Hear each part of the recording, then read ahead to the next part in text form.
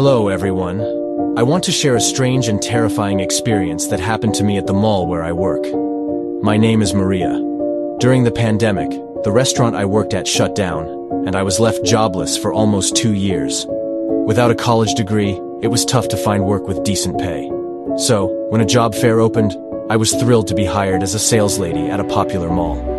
The boutique sold branded clothes, and I was proud to be part of it. Our usual customers were the kids of wealthy families, spoiled and carefree. I had been working there for about a year when something unusual happened. A new mannequin was brought into the women's section. This mannequin wasn't like the others. It stood taller than me, posed confidently with its hands on its hips, like a high-fashion model. At first, I thought nothing of it. We already had plenty of mannequins on display, so one more wasn't a big deal. But this one was different. The moment I saw it, unease crept over me. Its eyes weren't painted like the other mannequins. They looked disturbingly real, as if they could blink at any second. I avoided looking at it for too long, afraid that its lifelike gaze might follow me home. I had to walk through dark, deserted streets at night after work, and the thought of those eyes haunted me. One afternoon, my manager approached me, his face pale. He asked if I had moved the new mannequin. I shook my head, confused. He told me it wasn't in its original spot and that its clothes were partially undone, hanging off its body as if someone, or something, had touched it. I told him I never went near it. I couldn't even bring myself to look at it for too long. He nodded grimly and said none of the other staff had admitted to moving it either. That day, I started watching it more closely, though from a safe distance. During our slow hours before lunch, the store was almost empty, and I'd often feel drowsy. One day, as I fought off sleep, I felt a strange sensation, like I was being watched. When I glanced up, my breath caught in my throat. The mannequin's head had turned, staring directly at me. Its cold, glassy eyes bore into mine, sending chills down my spine. I froze, unable to move. I knew the mannequin was supposed to be facing outward, its gaze directed at potential customers, not me. Trembling, I blinked, and when I looked again, its head was back to its original position. My heart raced. I told a colleague about it later, but they just laughed nervously and brushed it off. The real horror came when a young child saw it too. A mother and her son entered the store one afternoon. The boy wandered off to the women's section while his mother shopped. Moments later, a blood-curdling scream shattered the quiet. We rushed over and found the boy sobbing uncontrollably, pointing at the mannequin. "It looked at me," he wailed. "It turned its head and looked at me." The mother hurriedly apologized, saying her son was overly imaginative and easily scared. But as they left, I couldn't shake the sight of the boy's pale, tear-streaked face. He wasn't lying. I knew it. That night, before we closed the store, my co-workers and I exchanged stories. Hesitantly, I admitted what I had seen.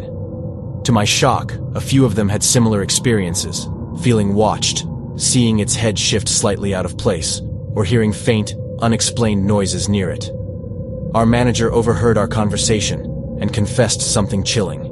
Even he had been spooked by the mannequin. He wouldn't go into detail, but said he had seen enough to decide that it had to go. The next morning, the mannequin was moved to storage. My manager filed a report claiming it was damaged so we could replace it.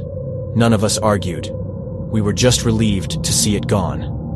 After that, the atmosphere in the store lightened. The strange, oppressive feeling vanished.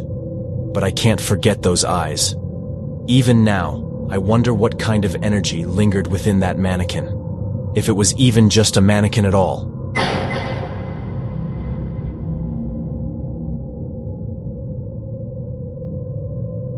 For the longest time, I thought Lamia were old people. Your typical image of hags or witches from folklore. They lived in remote provinces, in far-off fields or mountains, and only attacked at night or in the early hours of dawn. But I was so wrong. It turns out, Lamia are here in the city too. They can appear as beautiful young women or innocent-looking teenage girls, and they don't need the cover of darkness to strike. They can attack even in broad daylight. What's more chilling is that they now target people in malls instead of secluded huts in rural areas. Before I continue, let me introduce myself. My name is Alessandra. What I'm about to share is a personal experience, one that didn't happen just once, but twice. In both of my pregnancies, Lamia tried to harm me and my unborn children. First encounter during my first pregnancy, I didn't even realize I was pregnant at first. My menstrual cycle had always been irregular, so I didn't think much of it when I missed my period for 2 months. I was even relieved because my dysmenorrhea was usually so severe that it made working difficult. One day, while grocery shopping at mall, I kept bumping into a woman around my age. No matter which aisle I went to, she would somehow end up there too. At first, I didn't think much of it. After all, we were in the same place. It wasn't impossible to run into each other repeatedly. Eventually, we began exchanging polite smiles when we crossed paths. She didn't look suspicious at all. In fact, she was well-dressed, classy, and sophisticated.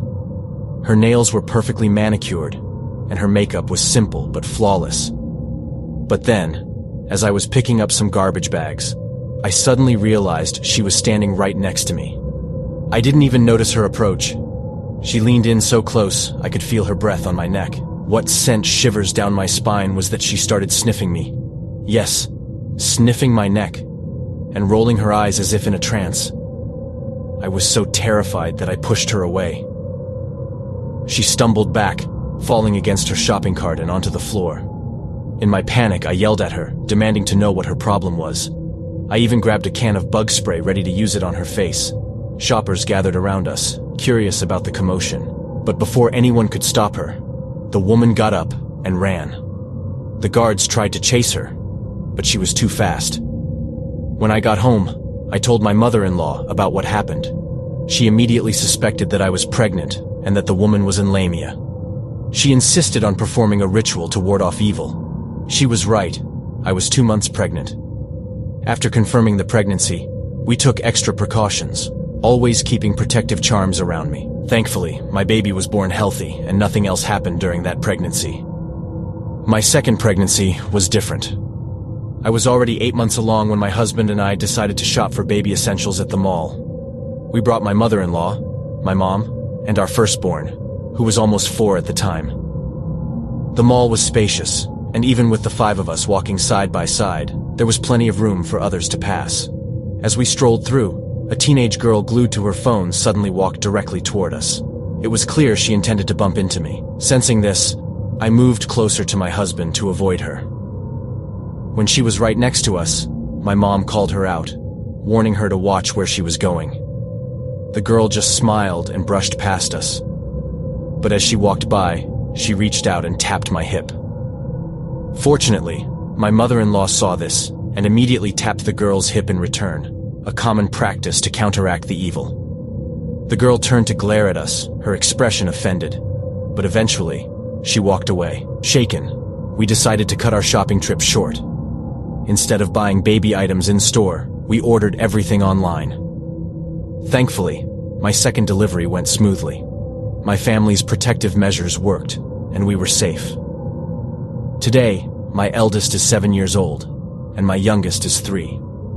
Both of them still wear protective amulets to shield them from harm.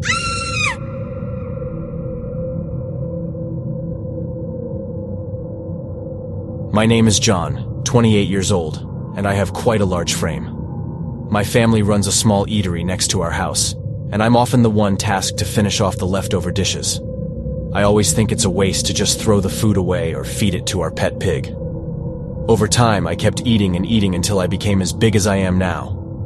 I won't reveal my exact weight. Let's just say I'm overweight. Naturally, my favorite spot in the mall is the food court.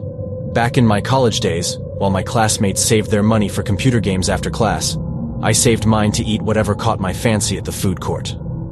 Most of the time, I dined alone, observing people while I ate. It became my little hobby, a way to pass the time and keep myself entertained. One December day, the mall was bustling with people. I ordered calamari, fries, and milk tea for a bit of stress. Eating. Work was overwhelming at the time. At the table beside mine, 2 teenage girls were engrossed in a serious conversation. They kept glancing at an elderly man sitting a few tables away. The man, a bit overweight himself, was eating a burger. At first, I couldn't make out what the girls were talking about, so I strained my ears while pretending to focus on my food. One of them said she could see a black child clinging to the old man. A child with red eyes, smiling as though choking the man. A chill ran down my spine when I heard that. But as I stared at the old man, I saw nothing unusual. I thought to myself, of course, I wouldn't see anything. I don't have a third eye like those girls. The girls debated whether to warn the man, saying it was a bad omen and that he might suddenly die. Shortly after, the man finished his meal, stood up with the help of a cane, and began walking away. I watched him as he left the food court. Just as he exited, he suddenly collapsed to the floor. People screamed and rushed over. I stood up as well, and so did the two girls who ran toward the man. I followed them, along with a growing crowd that surrounded him. The mall's medical team arrived and attempted first aid, but when they checked his pulse, they shook their heads. He had passed away. As they placed his body on a stretcher, I suddenly saw a small black child sitting on the man's chest, smiling. And then, just as quickly, it vanished. One of the girls and I locked eyes. We both knew we had seen the same thing. On my way home that night, I couldn't stop thinking about how I managed to see the black child despite not having a third eye.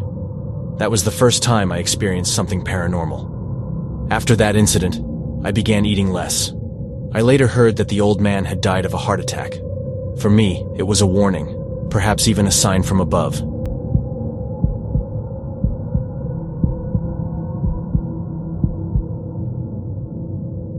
Good evening. Please call me Jetril. I'd like to share a spooky story with you, which also comes with a question.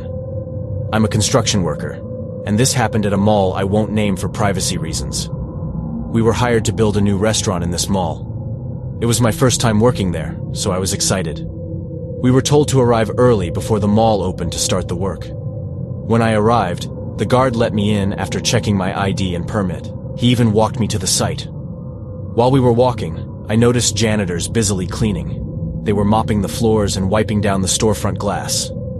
What caught my attention was the dark handprints and footprints they were scrubbing off the surfaces. I asked the guard if a vagrant had broken in, but he just laughed and told me not to worry about it. So, I let it go. Once at the site, I was the first to arrive and waited for my colleagues. The work went smoothly, and I didn't notice anything unusual after that. A few years later, we were hired to renovate another mall, equally famous but different from the first one. Our task was near the cinema section. Just like before, we started early. However, I felt a strange chill in the air.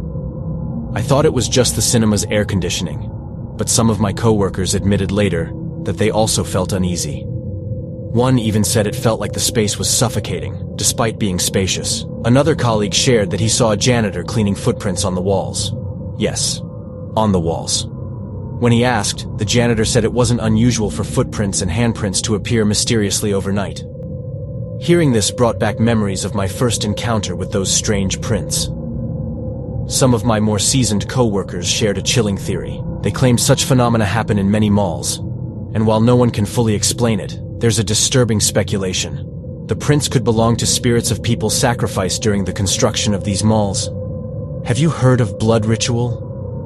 It's a ritual where blood is offered to ensure the stability of a structure, often involving the sacrifice of animals, or, as the theory suggests, humans.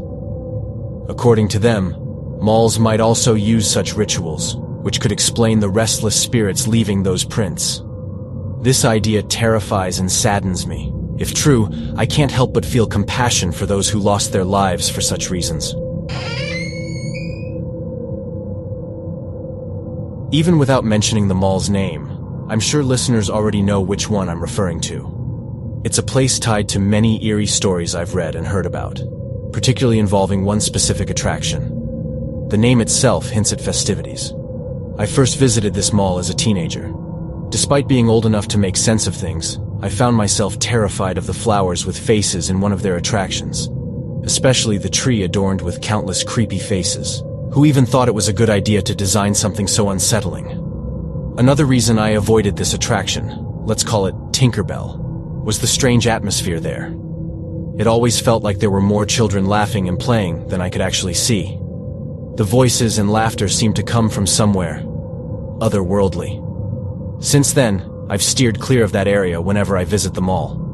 One day, my sister took her 3-year-old daughter, Mia, to Tinkerbell. Mia had a blast, especially on the small Ferris wheel, riding it over and over.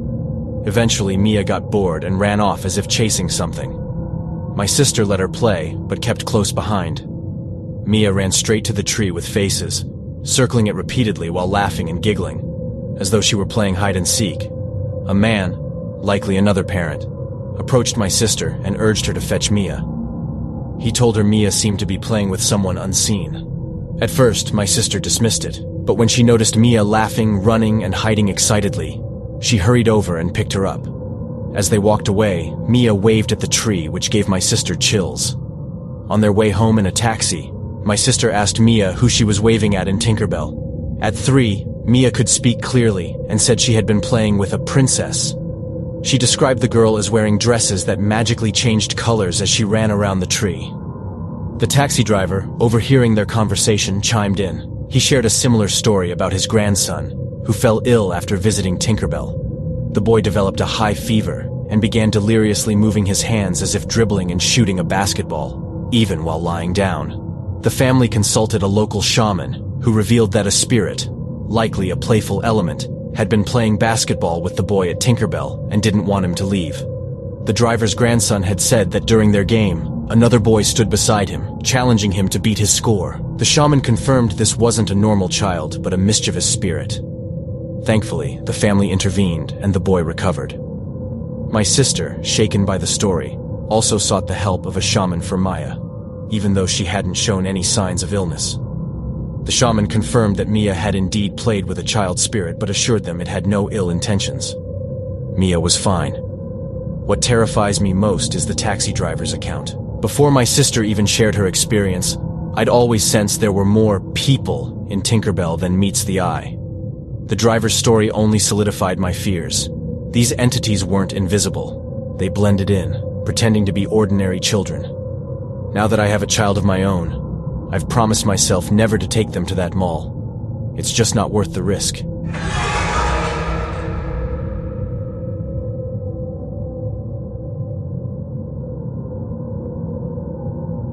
I had an ex-boyfriend, let's call him Dexter, who worked as a security guard at a mall. He experienced something truly spine-chilling during his time there, and it wasn't just a one-time thing. It happened almost every day.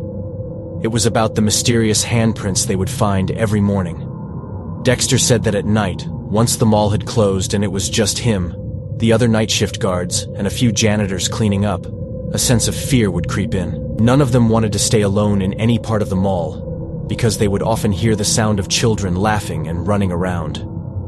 The janitors would leave the mall spotless before the night ended, but by morning, there would always be small handprints, or sometimes footprints, on various surfaces in the mall. The glass walls would be covered with smudges, and tenants would sometimes scold the janitors, thinking they hadn't done their job properly. But in truth, these marks weren't from any living child. They were made by the unseen children who seemed to live in the mall. Dexter and the others eventually got used to it. When they'd hear the faint sound of children running and playing upstairs, they simply ignored it. However, there was one incident involving another guard, let's call him Albert, that made them realize it was better not to provoke these entities. One night, Albert accompanied 2 janitors who were cleaning on the 3rd floor. As they made their way downstairs, they suddenly heard the sound of small, quick footsteps behind them. When they turned to look, there was no one there, but they knew it was the children. Instead of ignoring it, Albert decided to call them out. While his exact words weren't clear, Dexter recalled that Albert said something like, "Hey, if you make a mess here, I'll stuff you in a sack." He even shined his flashlight in the direction of the footsteps. One of the janitors, Mark, immediately grabbed Albert's hand and pushed it down, urging him not to shine the light. Mark, visibly terrified, said, "Just leave it alone. Let's go." Without waiting for a reply, Mark started hurrying downstairs. At that time, the escalators had already been turned off since the mall was closed. Albert was the last one going down when, suddenly, the 2 janitors heard him scream. Turning back, they saw Albert clinging to the side of the escalator. He was struggling to hold on as if something or someone was pulling at his legs, trying to drag him down. Panicking, one of the janitors ran back up to grab Albert's arms and pull him back, but he felt an unnatural resistance, as if he was in a tug-of-war. Mark, who was already at the bottom of the escalator, started shouting for help while praying out loud. He told Albert to pray too and recited a prayer himself.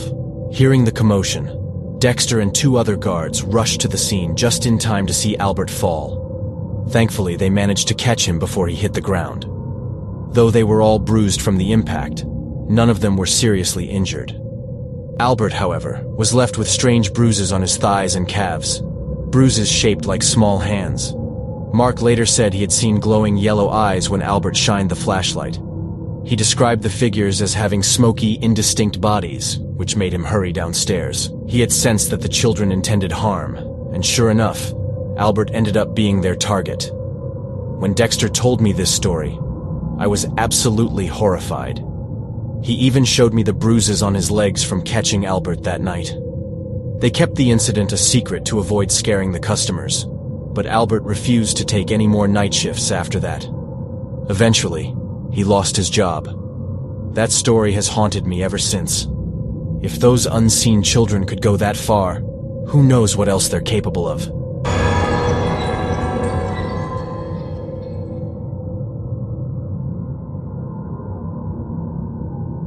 Good day to everyone. My name is Erica. I want to share an experience I had while working at a mall about 8 years ago. I still remember it vividly because it's one of those moments that's impossible to forget. Before this happened, I didn't believe in ghost stories about malls. I told myself, why should I believe when I've never seen anything myself?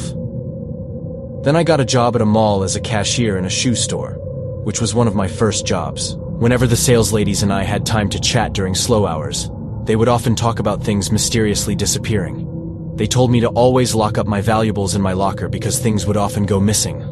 At first, I thought they were hinting that someone in the store might be stealing but didn't want to say who. Then, one day, I lost my locker key. I clearly remembered placing it on top of the locker for just a moment. But when I turned back, it was gone. It was impossible for someone to have taken it because no one else was nearby. I told my friend, one of the sales ladies, and she casually said, "Looks like White took something again." Confused, I asked, "Who's White?"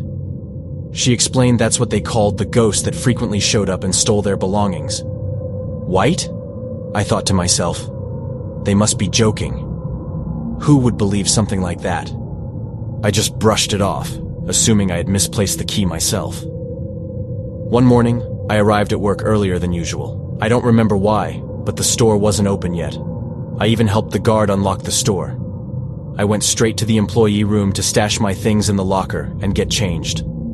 I sat on the long metal bench, still feeling sleepy.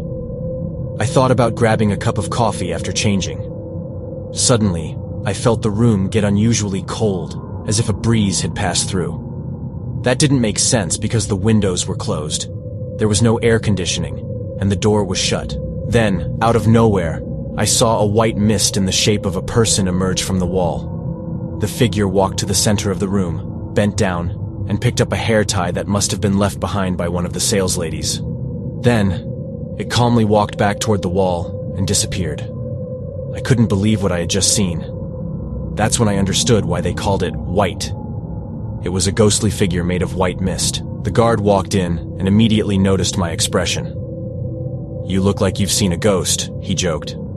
I replied, "I actually did. A white one." He just laughed and said I'd get used to it eventually. And he was right. I worked there for quite some time, and I eventually stopped paying attention to White.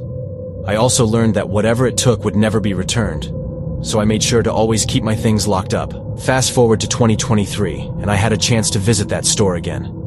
The same guard was still there. He told me White was still around, stealing any items left out in the open. I couldn't help but smile at the thought. I guess White will stay there as long as the store remains open, or maybe even until the mall closes for good.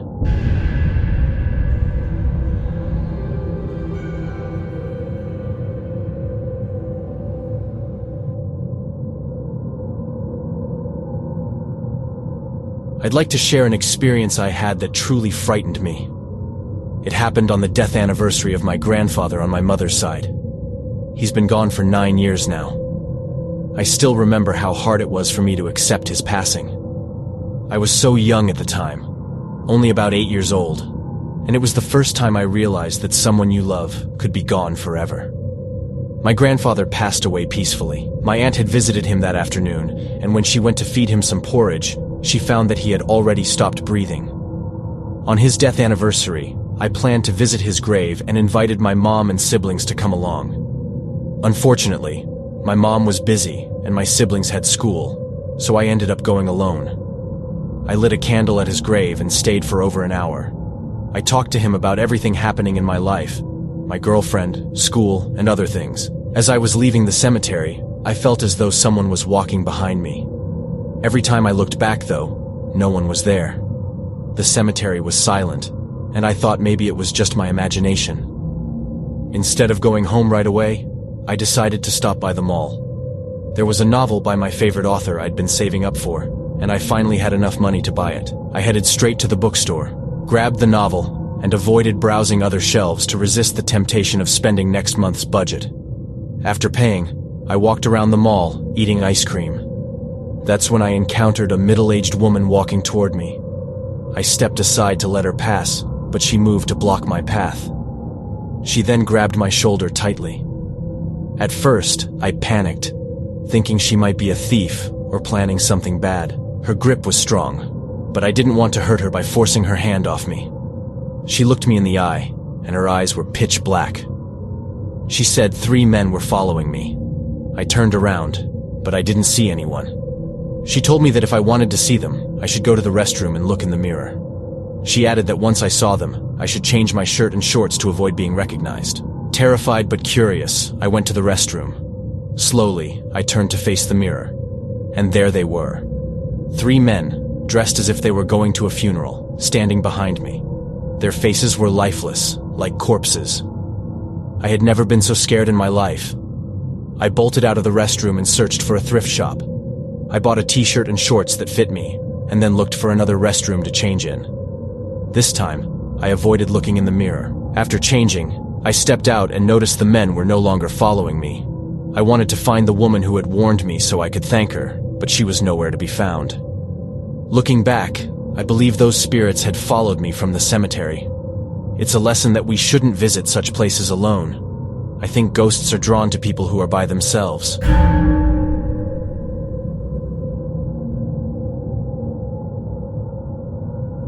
I want to share an unexplainable experience I had at a mall we visited last year. It's a huge mall, so I'd rather not name it, just to be safe. I'm Alan, and here's my story. I work as a driver for a wealthy family.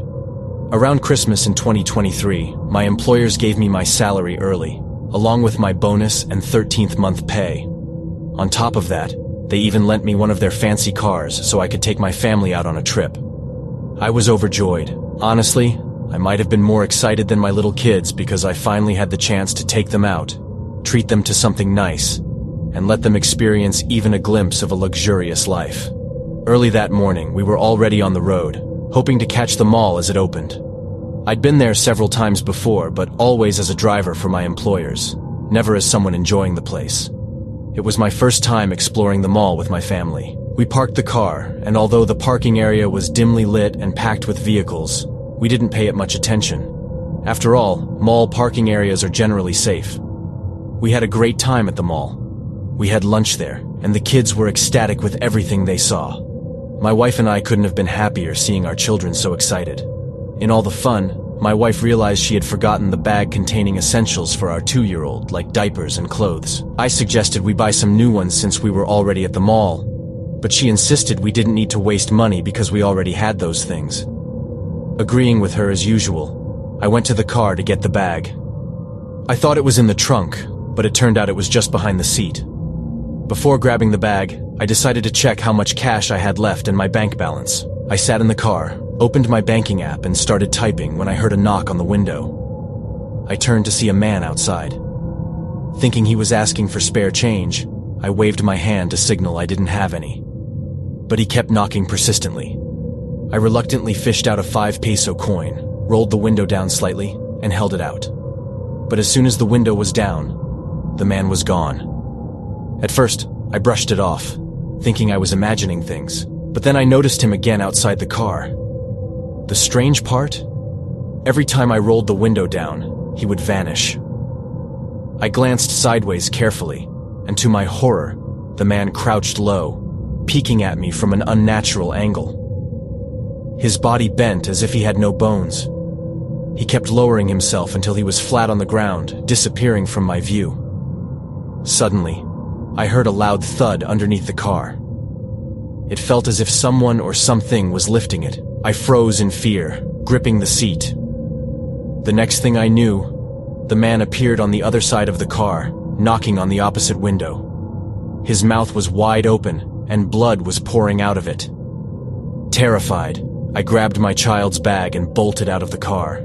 The man dropped back to the ground, crawling like a lizard, chasing after me. If it weren't for another car honking loudly, forcing me to stop, I might have kept running. I nearly got hit by that car. When I looked back to where the man had been, he was gone. I still don't know what I saw that day. A ghost, a demon, or something else entirely. I didn't tell my wife about the incident, worried it might scare her and ruin our trip. That night, as we decided to head home, I prayed fervently that the man wouldn't show himself again. By God's grace, nothing else happened. To this day, it remains a mystery to me. What was that thing?